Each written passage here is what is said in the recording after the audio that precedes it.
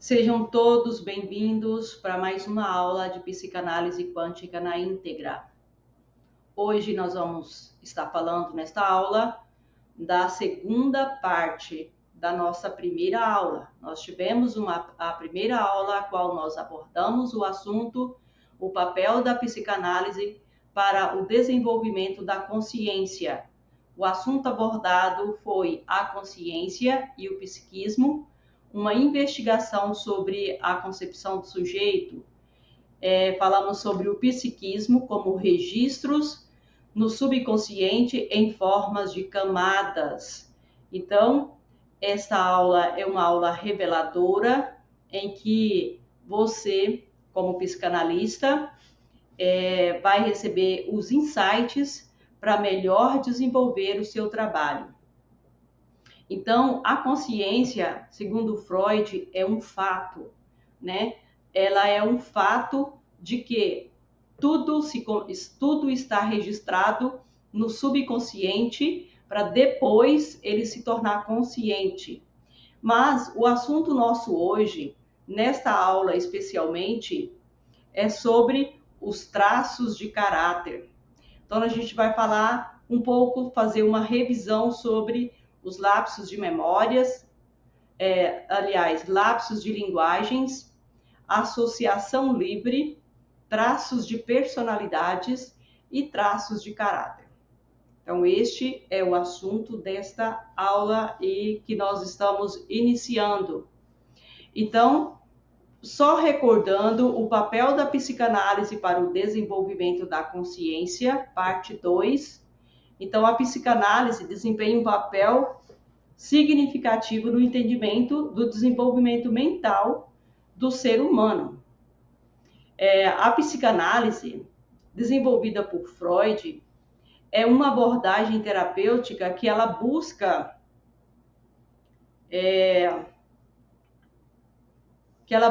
desenvolver o inconsciente para compreender o consciente, para expandir a mente consciente. Então, para Freud, a psicanálise é uma abordagem terapêutica que ela busca explorar o inconsciente para compreender as experiências do passado, para desenvolver os desejos reprimidos, os conflitos internos e psicológicos que influenciam o ser humano. No contexto do desenvolvimento mental, a psicanálise destaca a importância da infância e das experiências precoces na formação da personalidade. Então, isso quer dizer que a nossa personalidade, mesmo que seja adulto ou de qualquer idade que seja, ela se inicia na infância. E Freud, ele vem propondo que estes eventos traumáticos ou conflitos não resolvidos no período da infância podem afetar o desenvolvimento psicológico na vida, ao longo da vida, em todos os períodos da vida. Então, além disto, a psicanálise também ela destaca o papel do inconsciente ou subconsciente, né? Que são esferas mentais. Ele vem destacando o papel na determinação dos pensamentos, sentimentos e comportamentos, através da análise dos sonhos, que nós já estudamos em aulas anteriores, né? E a gente também vai falar um pouco hoje de lapsos de linguagens, associação livre.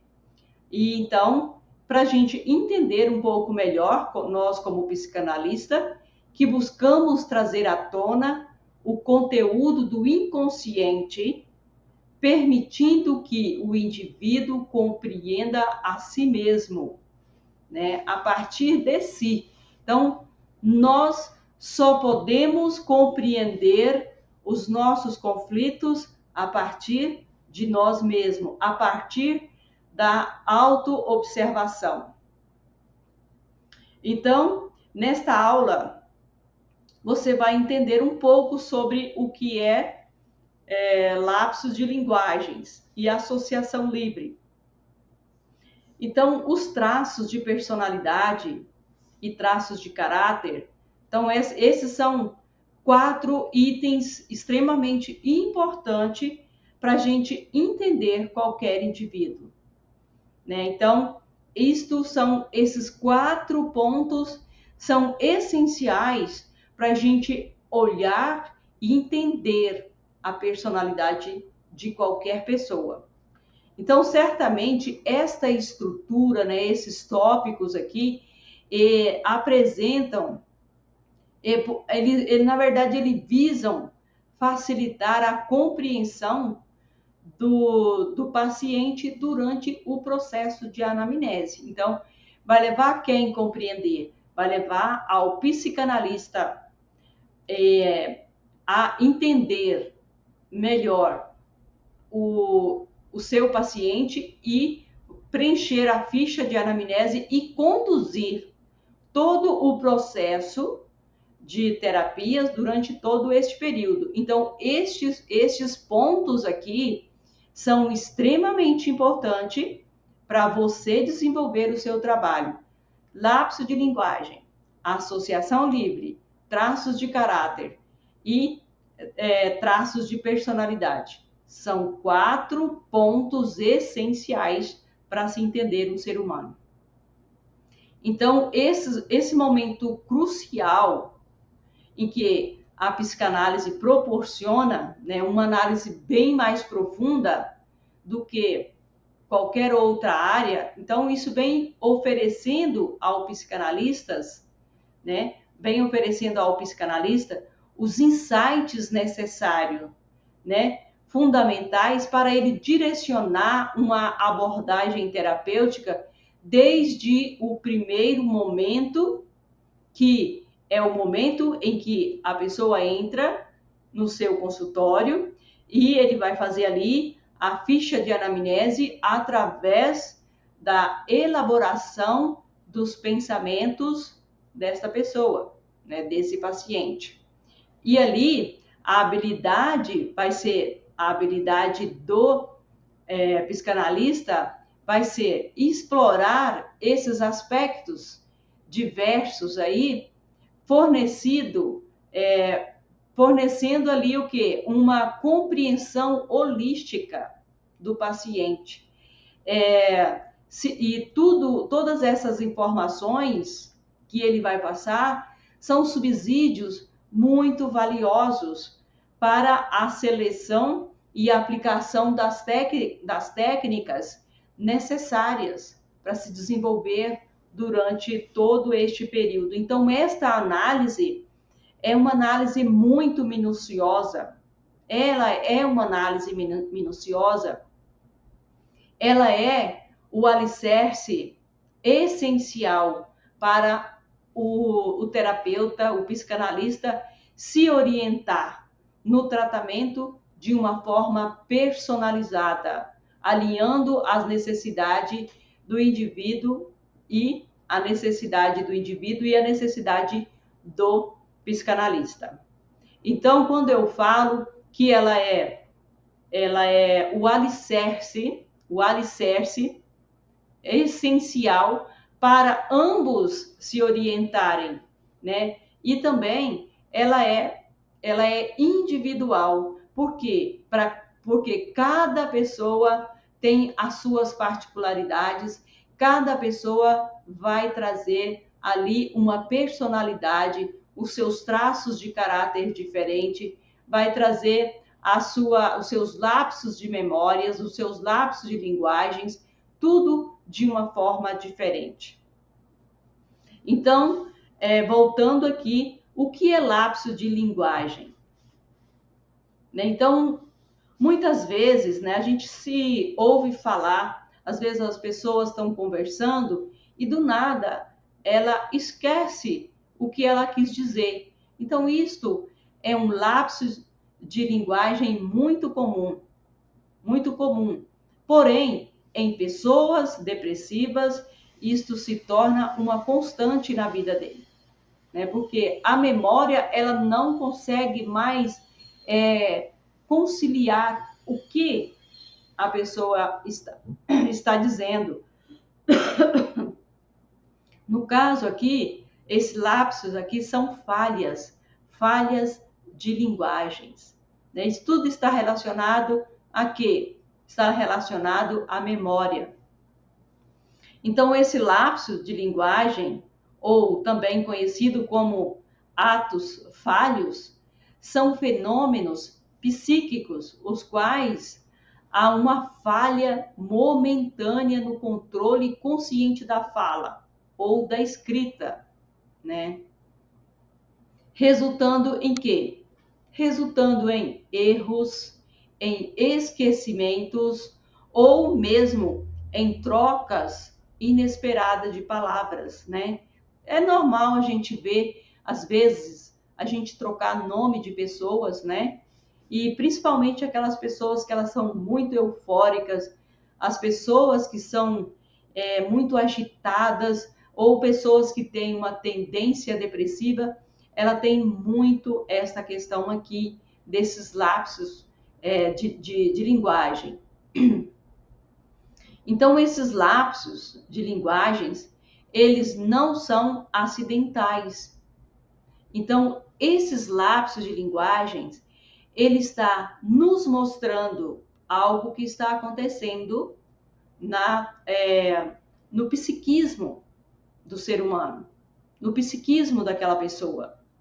Não é por acaso que acontece. Não é uma coisa mera que acontece. Então, isso é algo de se analisar, né? Então, por quê? Porque eles vêm revelando processos de incidentes que podem fornecer insights sobre o pensamento, sobre os sentimentos subjacentes daquela pessoa. Então, com certeza, ela vai estar revelando alguma coisa. Então, Freud, ele acreditava que esses lapsos de linguagem, eles não ocorrem por acaso. Não, eles não ocorrem por acaso, mas eles são expressões de desejos, expressões de conflitos, expressões de pensamentos reprimidos, não resolvidos. Então é isso, são expressões de pensamentos, conflitos, sentimentos reprimidos que não foram resolvidos lá no seu período, no seu momento. Então, por exemplo, um indivíduo, quando ele troca uma palavra, quando ele troca um nome ou quando ele esquece um termo específico, então Freud ele vem argumentando que ali teve uma falha, o pensamento ele não foi linear, então teve ali uma dicotomia no pensamento. Então a linguagem ela houve a falha para demonstrar que esta falha ocorreu na memória, essa falha ocorreu no processo, no psiquismo, nas camadas do psiquismo. E isto vem revelando algo sobre o conteúdo, né? O conteúdo da mente da pessoa, o conteúdo que é formado por todo o psiquismo, as camadas psíquicas dos traumas que a pessoa viveu durante a sua vida e que até então não foi resolvido. Então, um exemplo clássico é o esquecimento do nome de alguém, né? Onde Freud, ele sempre argumenta esse bloqueio, né? Ele vem colocando como um bloqueio de nome que poderia ser resultado de sentimentos, pode ser sentimentos ambivalentes em relação à pessoa que está ali, a pessoa em questão, né? Os lapsos de linguagem, né? Assim, considerado como atalhos para o inconsciente. Então, na verdade, o inconsciente ele está querendo pular algo que ele não quer revelar. Então, ele pula. Então, essa tentativa do esquecimento, essa tentativa de não falar, é uma tentativa, na verdade, dele passar por cima daquilo ali. Então, isso vem oferecendo uma janela, uma janela que, perante a visão do psicanalista, pode ser uma janela ampla no processos mentais que não estão sendo revelados ali, né? Então, as falhas na memória são fenômenos comuns e podem ocorrer por diversas razões. E aqui nós vamos ver alguns princípios, né, que pode levar a essa falha, né? Essas falhas, que são o esquecimento normal, né? O esquecimento, ele pode acontecer naturalmente, nem sempre o esquecimento, ele pode ser um conflito não resolvido, né? Então, o esquecimento normal é a forma mais comum de falha de memória. Geralmente, ela ocorre simplesmente por conta de uma distração, uma falta de atenção ou um envelhecimento natural. Então, pode sim ocorrer o esquecimento em ocasiões semelhantes. E o esquecimento de curto prazo é aquele que se refere à incapacidade de lembrar informações recentes. Isso aqui é realmente um lapso de memória. Tem pessoas que ela esquece simplesmente porque a sua mente ela não quer lembrar de algo que aconteceu. Então, a própria mente vai lá e apaga. Então, não é comum uma pessoa esquecer algo, tipo algo doloroso, esquecer aquilo e aquilo como se apagasse da memória. Então, isso daí é a própria mente dizendo que não quer lembrar daquele momento.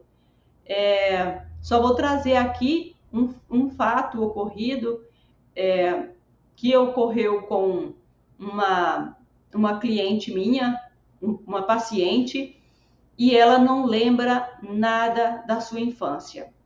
Ela lembra da vida dela a partir dos 13 anos de idade. Então, mas o que aconteceu antes dos 13 anos de idade dela ficou vago. Ela não consegue se lembrar do que aconteceu, se frequentou escola, se passeou com alguém, se houve brincadeiras, ela não consegue se lembrar de nada. Então, o que eu tive que fazer neste momento? Tive que fazer a regressão para capturar, porque ela tinha uma grande necessidade de saber o que tinha acontecido na infância dela. E ela não conseguia mais lembrar, somente a partir dos 13 anos de idade. Então, nós fizemos todo o acompanhamento a partir do quê? Técnicas de regressão, até ela voltar todas aquelas memórias novamente. Foi quando a gente descobre que ela sofreu um trauma na própria família.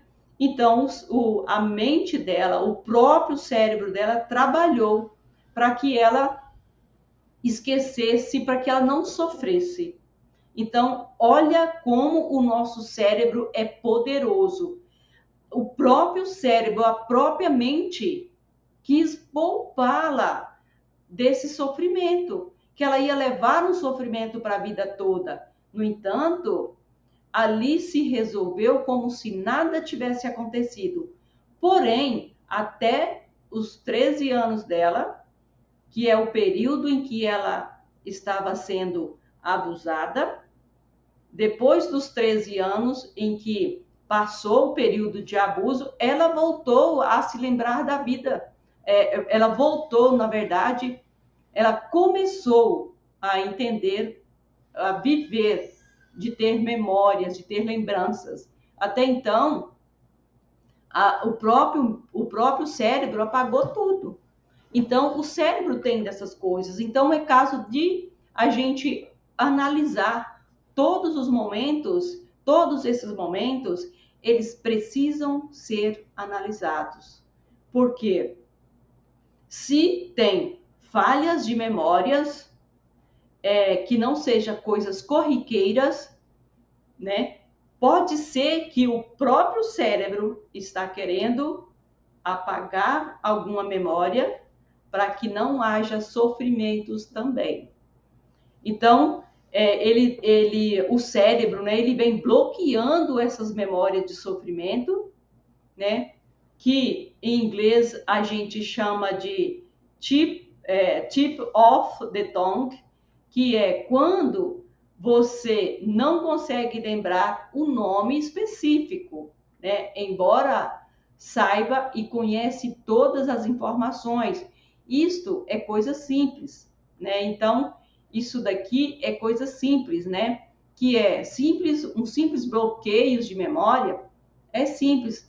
O problema maior é quando ocorre longas datas que o próprio cérebro apaga.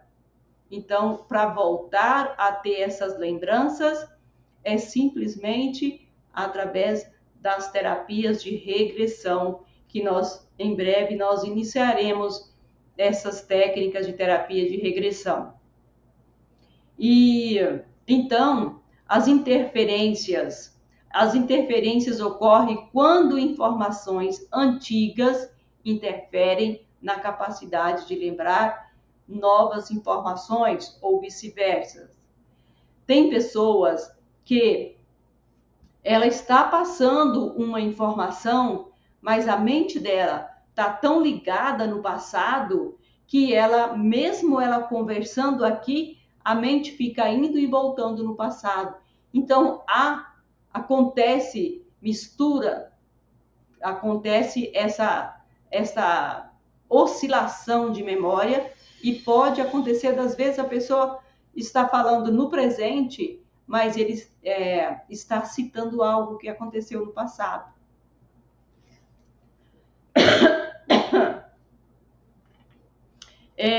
Aí tem as falsas lembranças, que são memórias que parecem reais, mas não corresponde aos eventos reais.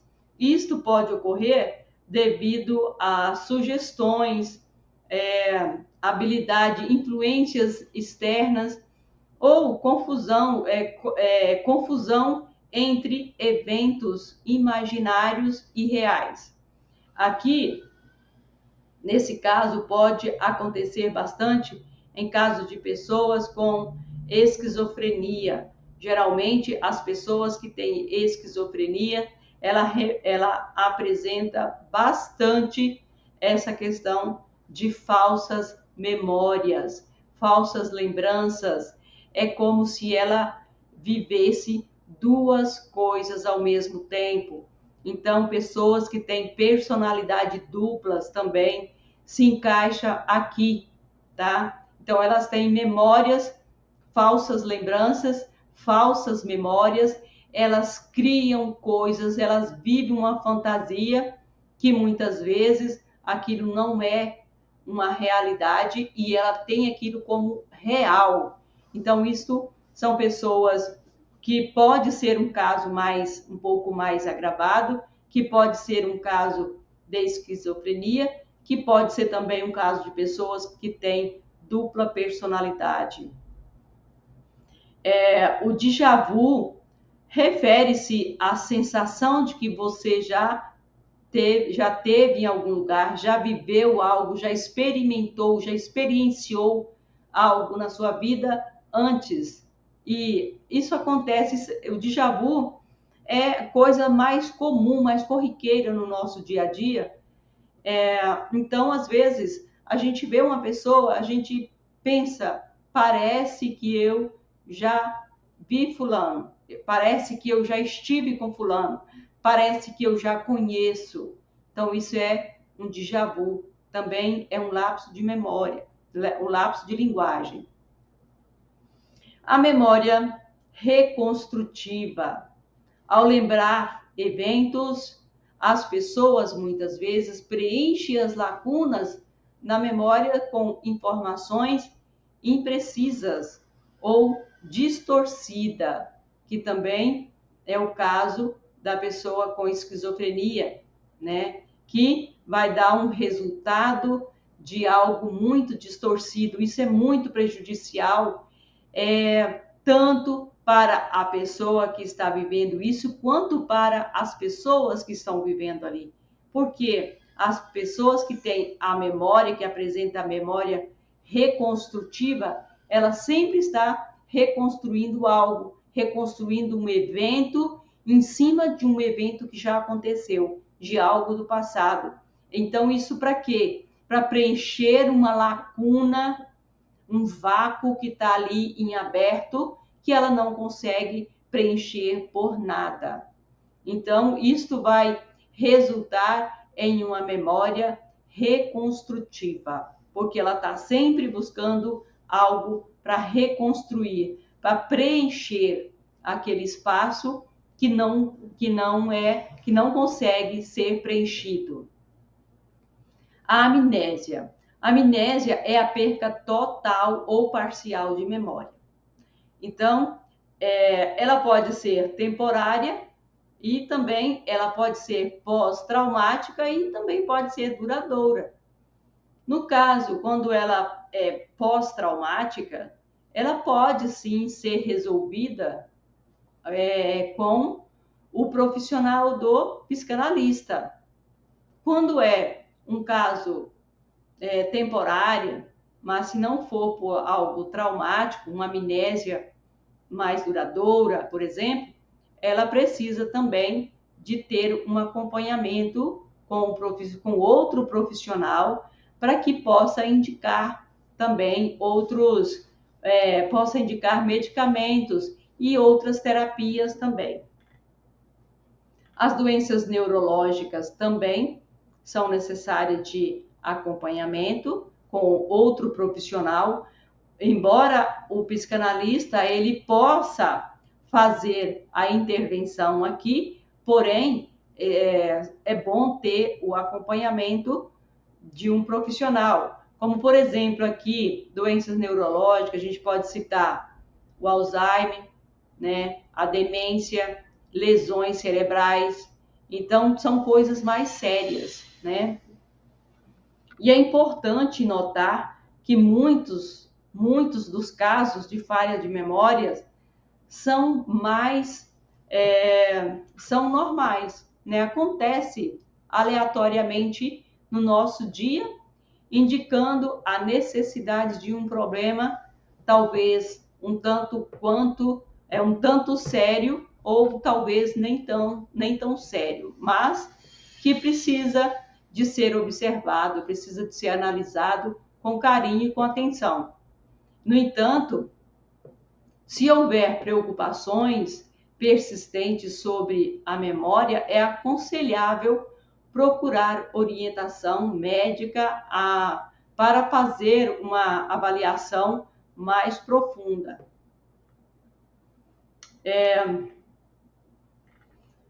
Então, os traços de caráter. Então, o que nós falamos sobre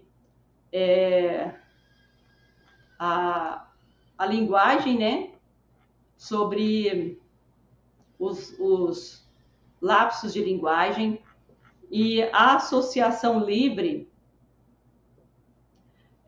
são técnicas, né? São mais as técnicas usadas que nós vamos estar aprofundando nessas técnicas para que você, psicanalista, desenvolva as técnicas a partir das orientações freudianas que vão lhe permitir que vai permitir que o seu paciente expresse livremente seus pensamentos, sentimentos e imagens, as imagens que estão na sua mente, sem censura ou sem tentativa de controle. Isto é extremamente importante aqui, nesse caso, o psicanalista saber que nós, psicanalistas, nós não podemos interromper o diálogo, não podemos interromper o nosso paciente, porque é primordial a gente desenvolver a escuta, né? É primordial a gente deixar, né, o nosso paciente falar e nós apenas desenvolver a audição. Então, isso que envolve permitir que o paciente expresse livremente seus pensamentos, os seus sentimentos, e então as imagens que ele cria de certos acontecimentos, então aquelas imagens vão vir na mente dele e isso vai ser uma tentativa, né, isso vai ser o quê? Um insight para você, como psicanalista, ajudá-lo a trazer tudo isto para a mente consciente, tornar tudo isto consciente, porque até então isso tudo existe apenas no inconsciente. Então, durante a sessão de psicanálise, né, o paciente ele precisa ser encorajado a compartilhar qualquer pensamento que surja, independentemente de parecer relevante, lógico ou não, ele precisa ser incentivado a compartilhar tudo que ele pensa, né? Então, na primeira consulta, nós precisamos deixar a pessoa falar tudo que ela tem a falar. Ela pode criar as suas imagens, ela pode expressar os seus pensamentos, os seus sentimentos. É importante, nessa primeira consulta, o psicanalista ouvir. Ou, logo após um longo período de audição, ele possa também ali já começar a aplicar algumas técnicas para já ajudar de primeiro momento, já começar a ajudar o seu paciente. Então, a teoria por trás dessa associação livre é que, ao permitir que o pensamento flua livremente, o analista, o que ele vai fazer? Ele vai identificar os padrões inconscientes, os padrões disfuncionais, ele vai identificar os conflitos, ele vai identificar temas coerentes que está ali na mente do paciente. Então, esses padrões aí, todos esses padrões, eles vão ajudar a revelar conteúdos reprimidos ou aspectos não resolvidos. E a seguir esta associação livre, né, o analista, o psicanalista, ele pode o quê? Interpretar a conexão entre pensamentos e aparentemente desconexo do paciente e buscando compreender os significados subjacentes. Associação livre, as associações livres são ferramentas valiosas para explorar o inconsciente e trazer à consciência elementos que podem estar contribuindo para todos os sintomas, todas as dificuldades emocionais que aquele indivíduo possa estar trazendo ali para você. Os traços de personalidades e traços de caráter. Então, os traços de caráter referem-se à característica psicológica. Traços de caráter refere-se a características psicológicas, duradouras e relativamente estáveis, que influenciam os comportamentos, as emoções de uma pessoa. Enquanto que os traços de personalidade, né? Traços de personalidade são bastante mais amplos, mais abrangentes. Os traços de caráter são características específicas que refletem moralidade, valores, virtudes de um indivíduo. Então, esses traços, eles ajudam a definir como uma pessoa interage socialmente, como ela toma suas decisões. Ali a gente pode perceber a sua ética, o seu comportamento, a sua situação específica. Então, os traços de personalidade são características duradouras e são estáveis, que descreve os padrões de pensamentos, descreve as emoções e os comportamentos de um indivíduo. Eles representam tendências consistentes que influenciam como uma pessoa responde e interage com o ambiente ao longo do tempo. Então, vários modelos de personalidades, vários modelos foram desenvolvidos para compreender e descrever esses traços. E nós vamos estar vendo aqui alguns desses traços, que inclui o modelo dos cinco grandes fatores, que é chamado de Big Five, 5 grandes fatores, né? Abertura para a experiência, que se refere à disposição para novas experiências criativas e curiosidade. Vem também as relacionadas à organização, à responsabilidade, confiabilidade e senso de dever. A extroversão, são pessoas extrovertidas que indicam o nível de sociabilidade, assertividade, a busca por estímulos sociais. Amabilidade, que envolve características como empatia, cooperação, preocupação com os outros, e a estabilidade emocional. Aqui envolve muito o neurotismo, né, relacionado à estabilidade emocional, controle emocional e resistência ao estresse. A teoria de Jung, por exemplo, sobre a extroversão versus introversão, ele refere-se à orientação de energia. E Jung, ele já entrou um pouco na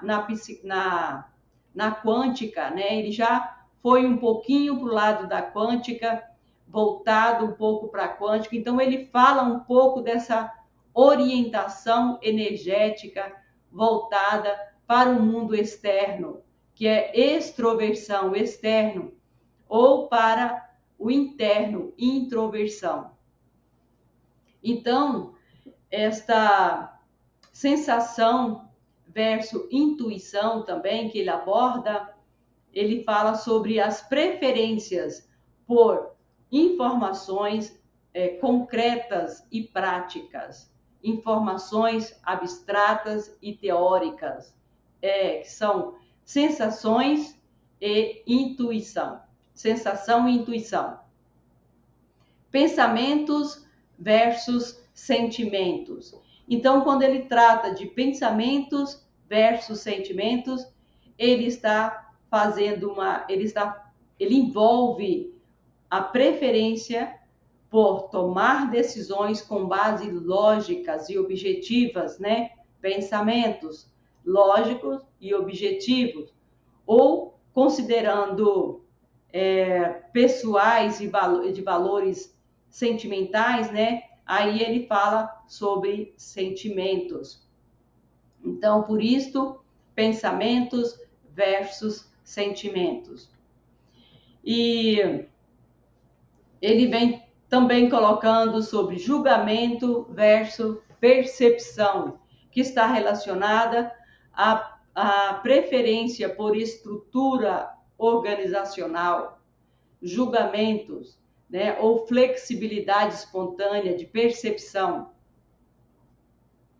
E Freud, ele vem falando sobre o id, o ego e o superego, que nós já estudamos em outros momentos.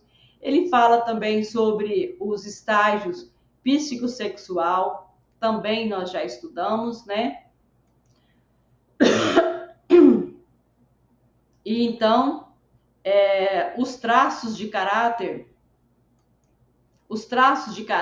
eles se referem a características psicológicas duradouras e relativamente estável, que influenciam o comportamento, as emoções e o pensamento de uma pessoa, enquanto que os traços de personalidade são mais amplos, abrangendo traços de caráter, são características específicas que refletem moralidade, valores, virtudes de um indivíduo.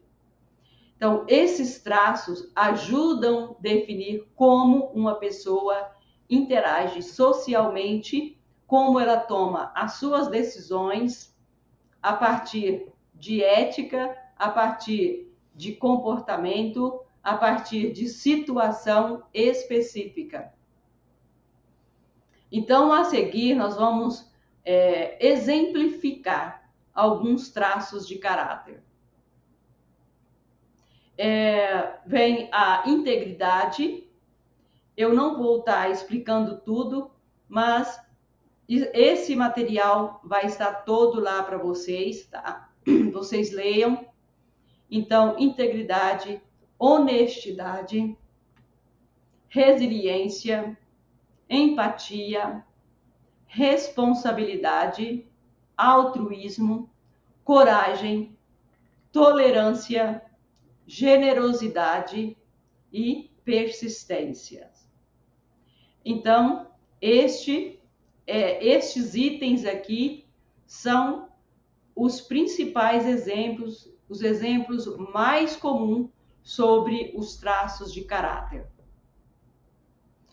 Então, é importante você observar, você como psicanalista, observar os traços de caráter fixos do seu paciente e podem ser desenvolvidos e aprimorados ao longo do tempo.